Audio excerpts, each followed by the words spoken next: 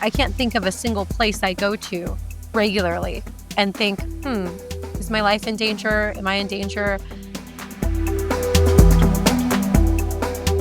Hi, everyone, and thanks again for coming back to another recording of Foul Ball Safety Now Talks. I'm Jordan Scott. I'm here with Brianna Ludwig, and there's things to get to. And we're excited to bring on our guest for people tuning in for the first time. We'll talk news for a few minutes, a little review about Foul Ball Safety Now happenings, and also what we anticipate coming up in the near future as well. We may be talking about that towards the end of the recording. People are tuning in for the first time, they know that we turn the tables where the guests, who we'll be bringing on very shortly, ask us questions and engage with us on foul ball safety matters. I want to bring up some news, something pretty disturbing that I saw the other day, and we were able to get a letter out. Right now, it's a press release on Foul Ball Safety Now, and the press releases Lance, the gentleman who I work with, who's been with me now for 6 years, he posts all of our findings and all of our information that we believe is worth imparting or putting out there for people to absorb. There was a situation during Sunday night's baseball game where there was a broken bat that flew into the seats in Seattle. And we thought it was pretty disturbing. Fortunately, we were able to find a video, and the announcer is saying, "Yikes." He was saying "yikes" when he saw the replay, as America saw the replay of the image of the bat coming over the net from the seating perspective. And by seeing that or being in that section, I can only imagine the fear that came across those people who were sitting in those very expensive seats lower down for a big playoff game, Detroit versus Seattle. So please go to Foul Ball Safety Now. You'll see the write-up, our press release on that matter. Very important. It's not the only bat or broken bat that flew into the seats that we captured this year. There was also an incident in New York at Yankee Stadium on June 22nd, 2025. People can go to YouTube. It would be Yankees versus Baltimore Orioles. It's a 15-minute video. Go to the 8-minute marker. You'll see a bat being flung over the nets, and why is business as usual in professional baseball allowing bats to just go routinely over nets? Unacceptable. I don't know if the Yankees tended to the matter right after that incident. We wrote a letter a month or two later. It was a little later in the summer that we wrote the letter to see if there was any response. If the Yankees could explain to us about the matter from June, was it ever looked at, or was there ever any updated netting this past summer? Don't know. I hope there was. Same thing in Seattle. They'll be playing another home game again if their team wins one of the next two games. It's a best out of 5 series. It's Detroit versus Seattle. So their next home game may be scheduled for Friday if necessary. We wrote a letter to the Mariners today, the Seattle Mariners, to let them know of that situation. There's plenty of articles and investigations at Foul Ball Safety Now. We have a Queens College investigation going on where a student athlete had contacted us some time ago. And after I spoke with him, he was telling me how he's concerned that him or one of his teammates can do serious harm at the elementary school, because the elementary school is right next door where the baseball field is. So during practice and games, balls routinely leave the field. And I can understand why these guys are nervous. It should not be on the shoulders of any young athlete or any athlete in professional baseball to bear the burden to know that they or one of their teammates could be the unfortunate deliverer of a blow to a child from a hit baseball. please look at that. We've written 3 letters to the Queens College administration. On the first letter, on receipt, we did get the attention of the college president through the athletic director, but that was some time ago. Our 3rd letter was, emailed, in September, early September, so it may be time to get back to them soon. We believe we should take the burden off of any athlete. We should all know that these guys are probably going through internal dilemma, knowing they could be part of hurting or doing worse to any human being through hitting a baseball, and we should all take a look at this issue. Clearly, they know the fans are in danger because they're telling their own families to be careful about where to sit. Well, let's go right to our guest. Brianna, how are you today?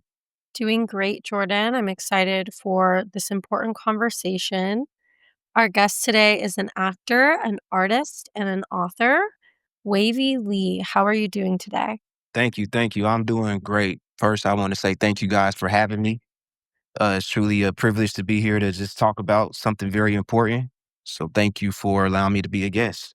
Terrific, Wavy. Great to have you on. And as we were discussing a few days ago when we first met, our format is we turn the tables over to you to be the one to take the lead and facilitate some questions to us. You ready to go? I'm ready, man. Let's cook up. Let's talk All about right. it. First, this is something that I never even knew was an actual thing. I never knew that there was such a issue with the foul ball and just the lack of safety that has been provided in that, and just being able to be a guest here and doing some of the did some research. I like to always look into what I'm a part of or the conversation. And me being a former athlete, not baseball per se. I did play a little bit of baseball as a kid, like a church league, just learning off the bat, and then eventually some soft pitching, but never went that further with it, but still was always a fan of the game to some extent. Yeah, just seeing this with this whole epidemic of foul ball injuries is alarming. I'm definitely ready to talk about this and just pick your guys' Okay. brain a little bit. Yeah, so first question is just I did do a little research on what started this for you per se, Okay. which brought it to light. Given that experience that you had at that game when this happened, if you wanted to just kind of talk a little bit about that experience so I can just get a sense of it in real time hearing from you, what really then sparked from that to go ahead and get a whole movement started? And why is it just really, granted, I know for fans and for just human beings in general, but what really made it that important for you to somewhat make this like your life's work? Wow, that's a lot. Thank you. Appreciate that. We have a long life. We all want a long life, but clearly this has been a big chapter in the life since I saw something on the news in 2019. I Hmm. thought it was worthwhile to pay attention to the issue. I was a huge baseball fan. I still am. I knew the foul ball situation was an issue, but it really brought me to a call to action. Just seeing some morning news program. Unfortunately, a little girl got slammed with a ball. Fortunately, she's doing fine now. I hear she's recovered well, but at the time she had some serious head injury issues. I hear she's recovering well. I hope she is, that is. Okay. So, that being said, for about 6 years now, I've been advocating. I've been working with a journalist by the name of Brendan for 6 years, and everything you can find at Foul Ball Safety Now is a contribution from Brendan and myself, and Brianna's been with me for about a year. Lance, who's been helping us with the website work, he's been with me as long as Brendan. So it's been a quite an interesting, road. Okay. So the overall, I know there's a few overall goals. with this. Yes. And one thing that I did notice is that the MLB doesn't necessarily jump to covering any of the injuries sustained by the fans from foul balls, broken bats. Is there a disclaimer? Is there a waiver that they have to sign if they're in that area that comes with a high risk of foul ball? So, because what makes that to where the Mhm. MLB is not necessarily responsible other than settling out of court? So the disclaimer, um, you raise an interesting question. It's something we've talked about in other discussions, that it should be more transparent about the risks, and there should be probably additional waivers for people who wanna take the risk. Right. So, if an 18-year-old or a 21-year-old says, "I'm okay taking the risk," and also understands what the risks are, then so be it. But that would be a mutual agreement. It would be, if you get slammed or hurt or worse, then you won't have any recourse to take any action. Mm, But unfortunately, there's not that kind of relationship.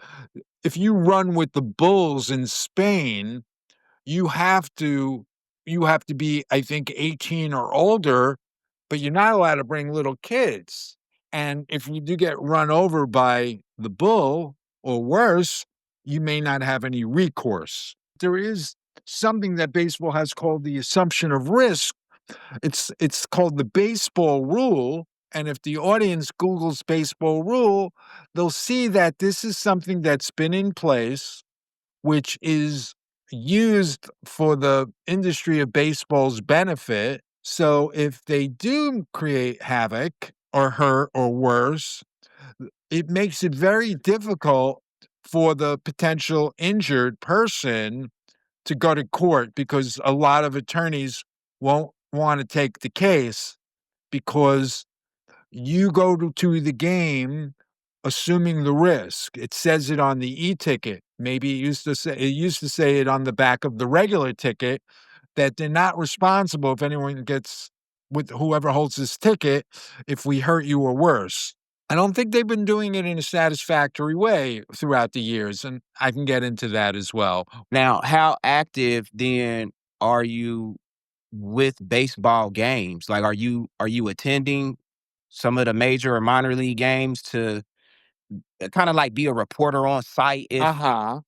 so yeah, and that was part of why I asked, what Sure. is your involvement with the MLB or just baseball in general outside of what you do for the foul ball safety now? That gives you a little bit more maybe credibility or inside access to information, things of that nature. Baseball, the industry of baseball hasn't really been receptive to the initiatives that I've been taking. I may have given them a little bit of a kick in the butt to get going on certain issues and statements that they've made, but we don't have any relationship of any sort of a back and forth about my information research and me calling them out for major change. I am in a way a threat, because I'm creating a conversation that they're not really interested in having. I want people to figure out, in the last half a century, more or less what their experience was really like. Now, they may have gone to the game and had a great experience and left unscathed. Nobody got hurt, and they didn't think anybody in their group would get hurt. But once they are reminded about all the injuries and all the years that I've recorded, they realize it could have been them, and they think a little differently about that experience.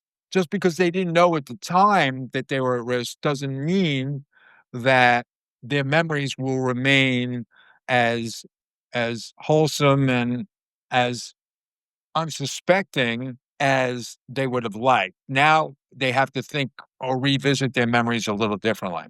No, thank you for that, and that put Sure. a little more depth to this. Yeah. So, speaking on the MLB not necessarily being a fan of the work that you're doing, which I mean is for sure needed, Mhm. and it's something often ignored. I think of hockey with the amount of slap shots that can, fly out of the ice area where they Yes. and there's only so much protection with that.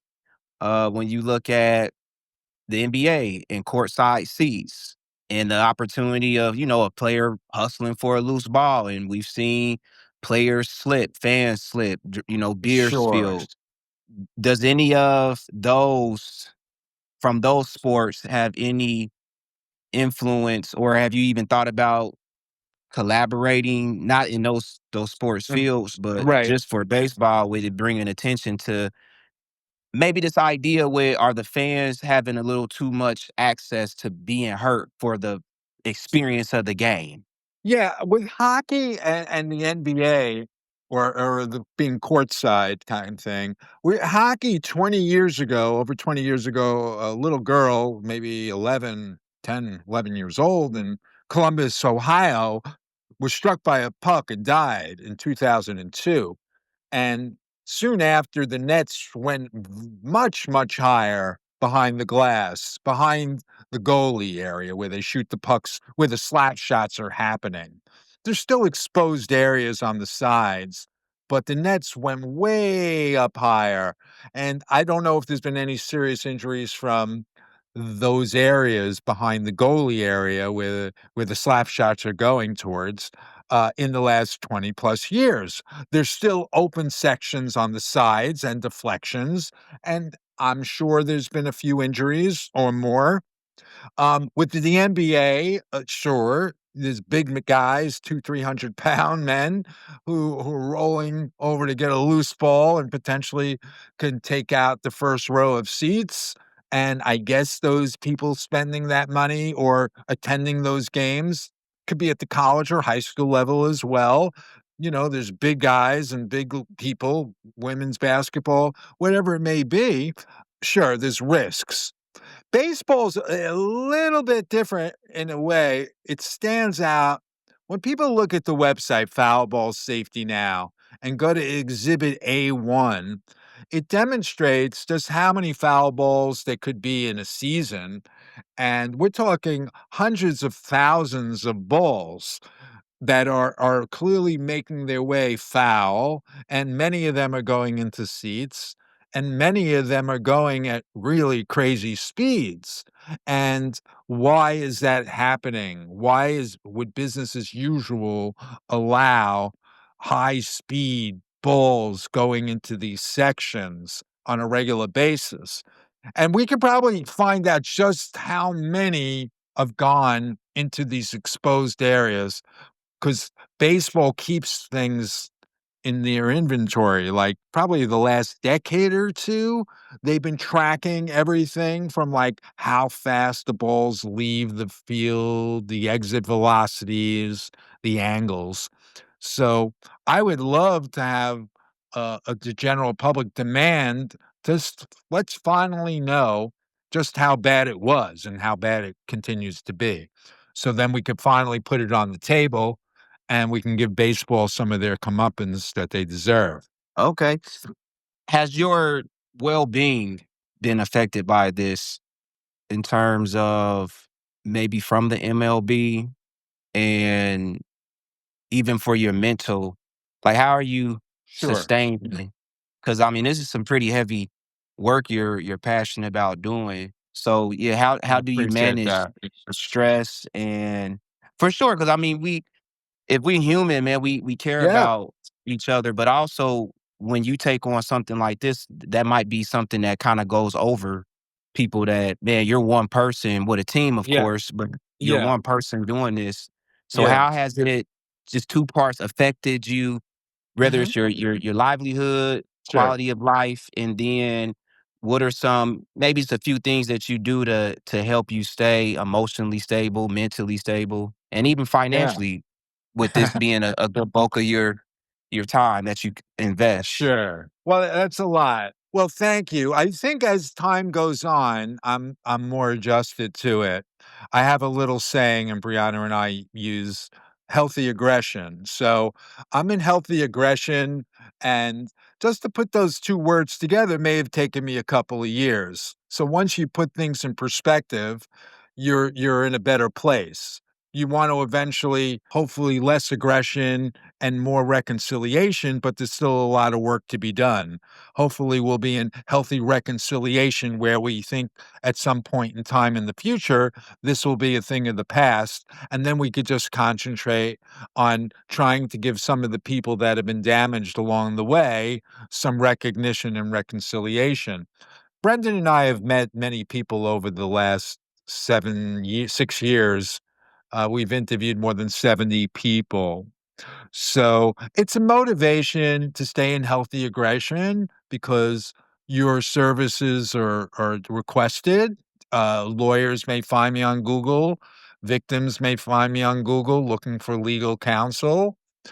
And on the part of the wellness factor, easier said than done. I am active and I'm trying to stay busy and exercise and just trying to have a good attitude and work with people that I enjoy being around and who people who they probably could be spending other work hours doing something else, but I think they enjoy being around me as well. I can say this because I've been working with Jordan for over a year now.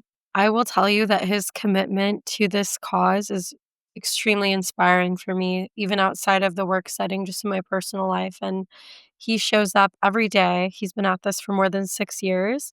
He shows up every day with so much energy, a can do attitude, determination, and just a willingness and a commitment to this. And the victims that need reconciliation definitely keep him going. Meeting people in the community who respond to this in a visceral way. Maybe some people that we've met along the way have had an emotional response, definitely keep him going and remind him that, his work has been worthwhile and it's been a good use of his time. But yeah, he's very inspiring person. Like if you spend time with Jordan, you will never settle because Jordan doesn't settle. But he is one man taking on over a multi-billion dollar industry. It's worth over $70 billion. So it's a very big task, like you were just saying, Wavy, and he's just a ball of energy. I don't know. No Right. caffeine. It's a motivation, it's a Yeah. challenge, and again, it's the goal is really just to start the conversation, and once we start it effectively, then I can move on to something else. There'll be some bigger entity or somebody with maybe more dollars or more bandwidth to take the torch and roll, and then I'll be like, "Wow, look what we did, guys. We passed on the torch, and they really are taking this from here," and that's cool. My work will be put into 6 years into context, whether through a book or through these recordings. So we're excited. I feel like my instincts were correct to stay on this course for the last 6 years, and my instincts are still correct. I'm feeling like they're still correct to keep it going for as long as we want to go. Yeah, so we'll keep going.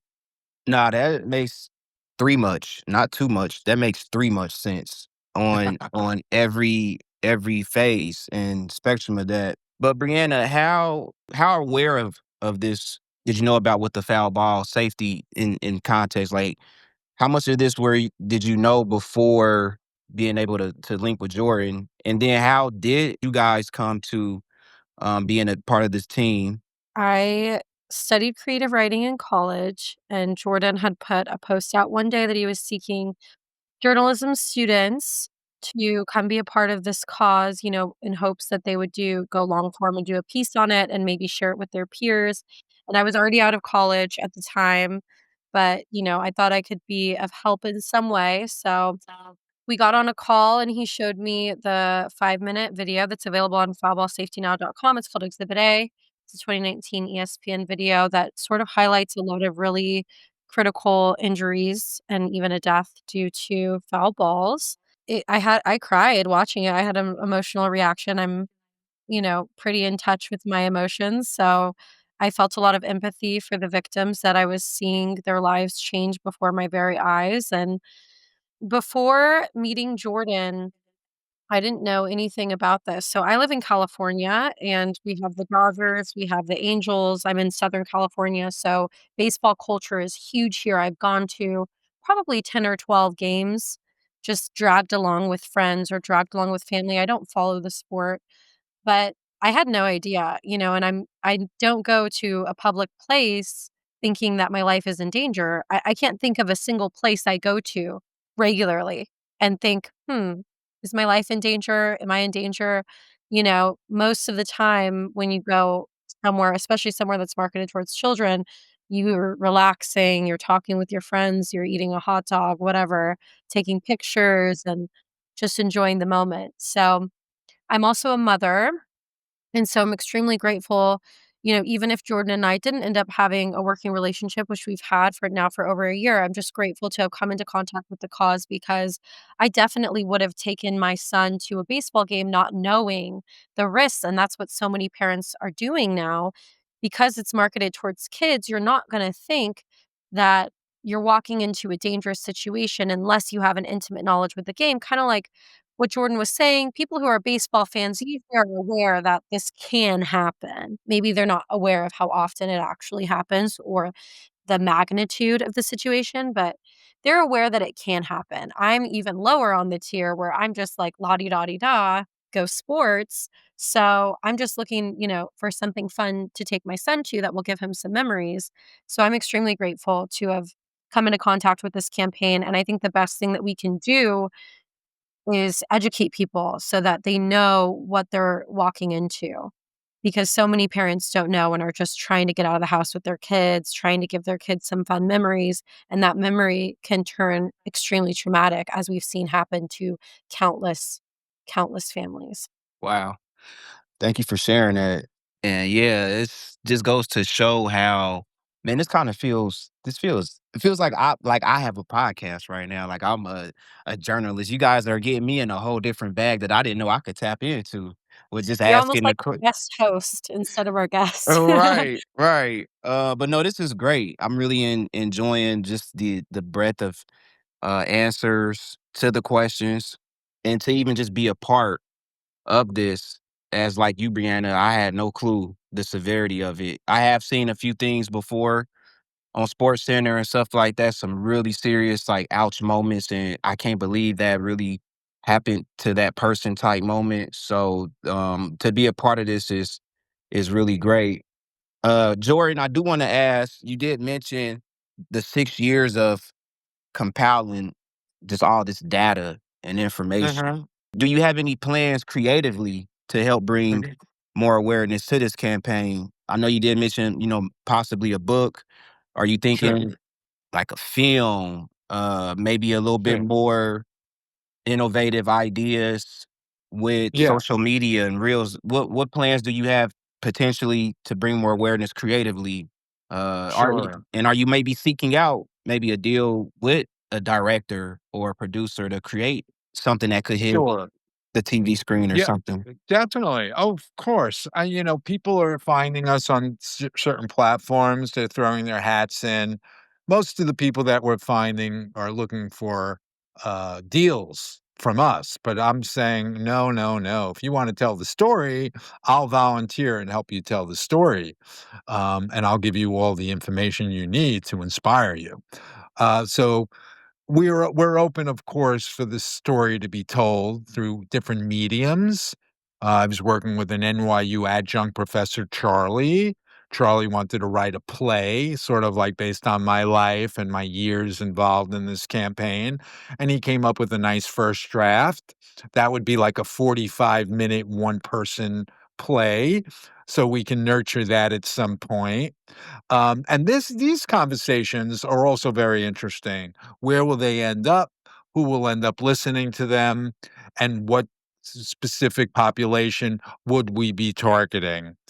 I'm thinking would be people that have been baseball fans for a long while and may have children, because once they learn of this information, they may realize that they should have had this information years and years ago, and they may react in a way saying, "Well, you guys knew this, and why didn't you tell us this? And you should have. And now I need to tell my own children who have their own children about this matter." People aren't really enlightened about this issue. They may be told when they get to the game, but you're already there. A seat sign right by your cup holder can tell you to be careful. An announcement can tell you be careful of the balls or the bats that leave the field. But really, where are we going? We're there already. Would we be on a road where there are landmines? I don't think so. We wouldn't be riding down the roads where it said, be careful, there's landmines. Should we be in seats where it's telling us a ball can come and do some serious damage? We're not superheroes, Wavy. We cannot get out of the way. And that's how I have to conclude that message. That we're not superheroes. We have no business being there to defend ourselves. No, that's So, absolutely true. Absolutely true. So I did when I was scanning through the site and knowing that a lot of the content that I did see, or just some of the imaging, there are a good amount of children that's involved in this. So I do see where there you have a children and somewhat like a youth focus. One of it was a proposal that you presented about maybe banning those 18 and under from unprotected seating in mhm, professional stadiums. So, with that being a really bodacious proposal, which I mean, I'm all for just the safety before we get down mhm, to the X's mhm. and O's. But Sure. what would be, how would you balance that recommendation? You know, when we look at accessibility and fairness for, Uh-huh. especially for families, you know, who are avid baseball, like Brianna, you know, when she was mentioning that with her son and being a fan and not even thinking, "Dang, am I safe here?" But yeah, so how would you balance that recommendation? Yeah, well, at Foul Ball Safety Now, we've come into contact with children. Two girls by the name of Alexis, for example. One was 4 years old and one was 10 years old, attending games. The 4-year-old, it was her first game at a Major League ballpark in Kansas City. And the other girl, she was about 10, both by the name of Alexis. And the 4-year-old had a really serious injury as a 4-year-old attending her game, first game. Maybe company tickets were given to her and her family. She's now a teenager, maybe 17 or 18 years old, and she has some neurological issues about forgetting things. And she's doing well in school, but the father explains to me that she may have some lifetime neurological problems. And then there was another girl. The other girl was just in a common area buying a snack on the deck or on the concourse, and a ball just hit her in the head, and she was fine, but it came close to hitting something very seriously on her head it came very close to her temple area. And just meeting these people and knowing other children we've interviewed, people who were adults telling us their stories when they were children. A 14-year-old girl who was blinded, and then another girl, she was a lawyer's friend from years later. She was introduced us to her friend who was blinded in New York at 14, and she was blinded in one eye. And then Brendan and I interviewed a girl, a woman now, 30 years old or more, with 2 kids, who was unconscious as a 9-year-old for 4 or 5 days. And she's got some long-term issues, which she acknowledged with us. And just meeting these people and hearing their stories, I want to create a conversation. Let the chips fall where they may once we finally have an effective conversation. No agency has ever been on the scene. So it's allowing you to operate a business that hosts 50,000 people at a big ballpark or 5 or 10,000 people at a small ballpark. We're talking about 199 professional ballparks, 169 ballparks all over the country where balls are raining inside and outside. People may see the Modesto tab at Foul Ball Safety Now. It talks about the ball that left the field and hit the woman outside because the balls fly outside in a 3-hour period in these 169 ballparks. Could be 10 or 15 within a 3-hour period, and it hits the pavement or it hits the car window. In this case, unfortunately, hit the woman, and she can't work anymore. So I just believe that once we finally have a conversation, the agencies will say things like, we should have got this memo years and years ago. And then the baseball fans, the 70-year-old baseball fans, let's say the baby boomer generation, maybe low 60s to high 70s, they'll say, wait a second, I didn't know any of this. Now I have to tell my own children to tell their children. So I believe let's just put this information out there for finally people to see for the first time, and they could determine how their memories should be remembered. And they could determine how business as usual should continue today. And then we can move away. We just want to inspire this conversation. It's just the three of us now, but we should definitely get more entities and individuals involved. No, great, great, great. No, thank you for answering that too. Sure. And I do want to ask Brianna a question as it relates to the campaign. What with you being in California and Jordan being where he is at, what's I guess some of your role with this campaign, this movement, and then how do you guys somewhat or how do you still stay as active as you do with the distance? So what's your role and then how do you stay active with the information that you're able to even bring? You might even just give us some insight on what part of your routine is with your role and just balancing that as a mom as well. Cause I mean, this is some pretty good groundbreaking stuff that you both are doing. Yeah, so technology is a huge help. If you check our phone log, we talk all day, every day. We're Well, always we've been working a lot lately. Yes, we've been busy. There's a lot of things going on. Yeah, we are very busy. So I do mostly communications and research. So I find guests to come speak with us, much like yourself. And I do a lot of research. I've been finding, sadly, a lot of incidents so far in 2025. So, one of the main ways that we've been finding incidents has been self reported injuries on social media right now, because the MLB is not required to report fan injuries and they don't really comply with a lot of studies. They don't really comply with, prodding questions from people like Jordan or journalists. They don't want to look bad in media's light, right? So we're finding all of these incidents that people are posting pictures of what happened to them, taking videos that because everybody's always recording. So we get a lot of footage now of people being struck by balls and they're sharing it online and we're able to report it. So if you go to foulballsafetynow.com, you can see our report for 2025 so far. And it's sadly, you'll be scrolling because there's a lot of incidents there. But it's been such a breakthrough for the campaign because before social media and before people could have a voice and a platform, unless a journalist did a report on it, their story is not getting past their friends and family because it's hard to even get a lawyer to take the case because of the baseball rule, the legal jargon that we were talking about. So it's a way to silence the victims, really. And so now social media has been so great with that. So that's a lot of what I do, and yeah, being a mom, like you said, and balancing it. Bowie's on a lot of our calls, as He's Jordan great. Bowie always contributes. talks to us, but we're here and, the work that we do, it's mainly digital, so there's a lot of flexibility. You know, we'll talk for a few hours, I'll take Bowie to the park, and then we'll talk for a few hours more, so it's great, and yeah, we're always on the phone. We're always working on something. There's much to be done. And then there's always breaking news, just like Jordan talks about at the beginning of every episode. There's always a new, sadly, situation to cover because the issue hasn't been rectified. So, Man, you guys are really tapped in. Really, really tapped in with this campaign and this Yes. cause.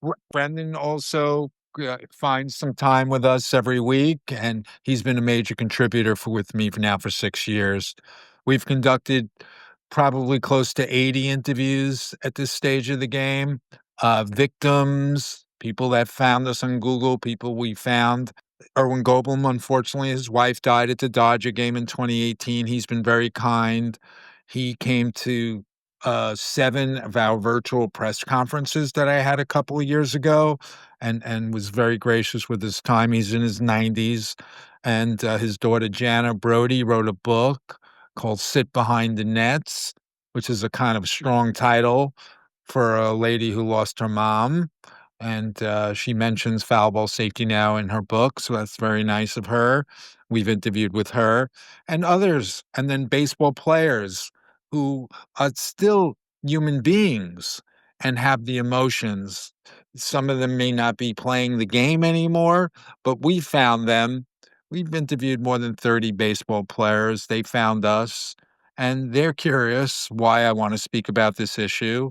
And at the same time, I think they're unburdening their guilt and their feelings, their conflicted feelings, because they had a history of playing, and they had a history of telling maybe their family members that they needed to sit in certain sections, but at the same time, they knew it was inevitable that one of their teammates may do some damage to a fan, similar to what's happening in Queens College, which we're all looking into right now.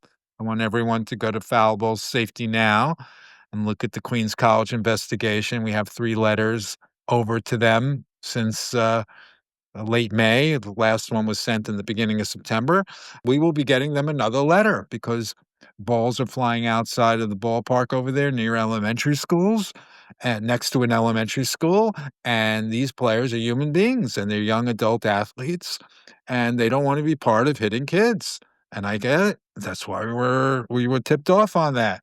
But it could be any of the hundreds of other college fields or the other 169 ballparks in professional baseball where they clearly leave the ballpark all the time, like it did in Modesto, California. You know, what we look at as how we measure, I don't necessarily want to use the word success, maybe more progression, Mhm. productivity. But when you say that the main objective with the campaign is still elusive, so for you and Brianna, what would you guys define as success in the next, 1 to 3, maybe 5 years on this campaign? I think for me personally, I've said this before, I'll never take my son to a game unless I know without a shadow of a doubt and they can guarantee that he's safe. It's just not worth it to me. I've seen too much, I know too much, and it would just not be an ethical decision for me to do that. And so if they could get to a point where they can guarantee safety, I guess if the MLB could make this image that they project, which they project this almost like family fun, amusement park vibes, nostalgia, popcorn, beautiful time. If they could make that a reality because we have the technology, they can make that a reality. It doesn't have to be fake, then that would be success for me. And then just, it's wishful thinking because nothing has really changed. But if I could, just to prevent anybody from getting hurt again, it's so, it's stupid. Nobody should get hurt in this way. We know too much. I mean, Jordan has said this before, since 1970 when the 14-year-old died, even probably before that, people were injured. But one is too many. Once we don't call them accidents, we call them incidents because they've happened too many times. And the MLB can't even really say sorry to anybody that they scar for life because it's gonna happen again the next day. When Linda Goldblum died in 2018, somebody sat in her seat the very next night. They weren't warned somebody died in this seat. You can't sell a house without disclosing that somebody died in it, but you can sit in a seat where somebody died and nobody has to tell you. It's insane.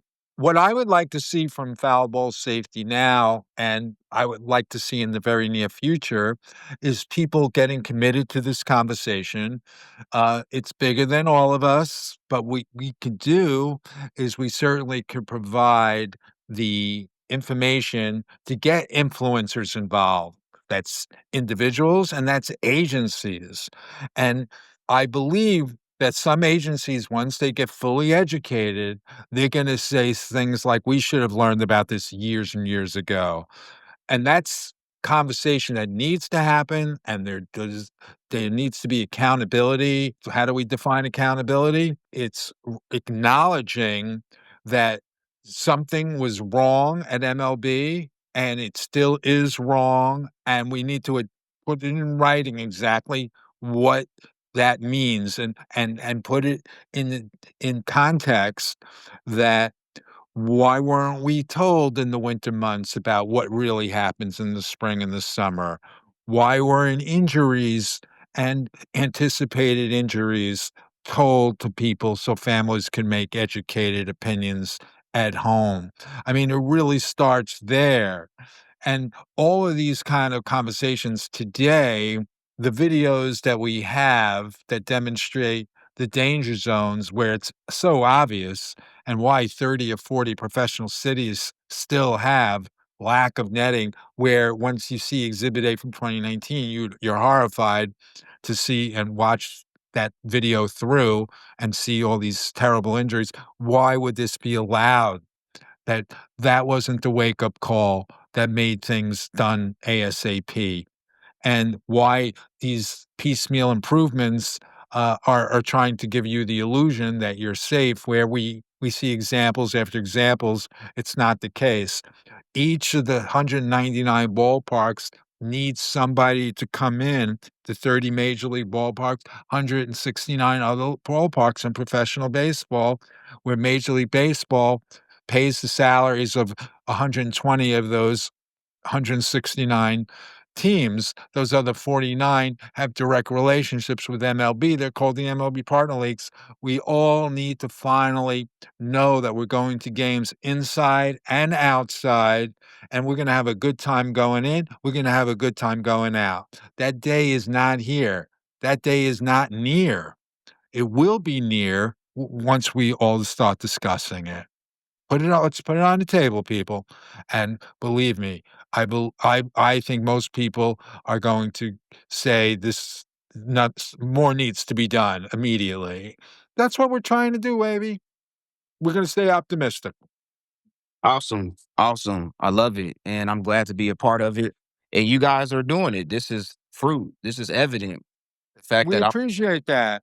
on the pod with you and now I'm aware of it and it's things that I can use my platform and my friends and when I'm out connecting and networking and doing working on projects, it's something that can be now mentioned. So you guys should definitely feel encouraged that it is working. It is getting out because I never knew nothing about it. So Right. We appreciate awesome. that. This is great. I want to thank everyone for coming today and great questions from Wavy today. And also, please go to Foul Ball Safety Now. Please keep up with what we're doing. There's things you can do immediately. You can sign petitions. You can call me and we can do some airplane stunts. I'm not going to be in the airplane.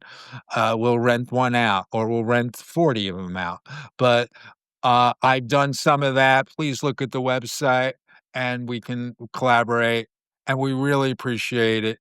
Wavy, as an actor, artist, and author, how can we use storytelling to connect people to truths and shine light on these little known issues? For me, instantly right off that just comes to my brain as a creative would be visualization. I believe the more it can be visualized, whether it's reenacted, whether there may be some access to some of those individuals to share some of their experience and how that may have created some form of trauma, if that's a sit down and constructed in a way that is not for clicks or clout or for deals, but for connection in a storytelling manner.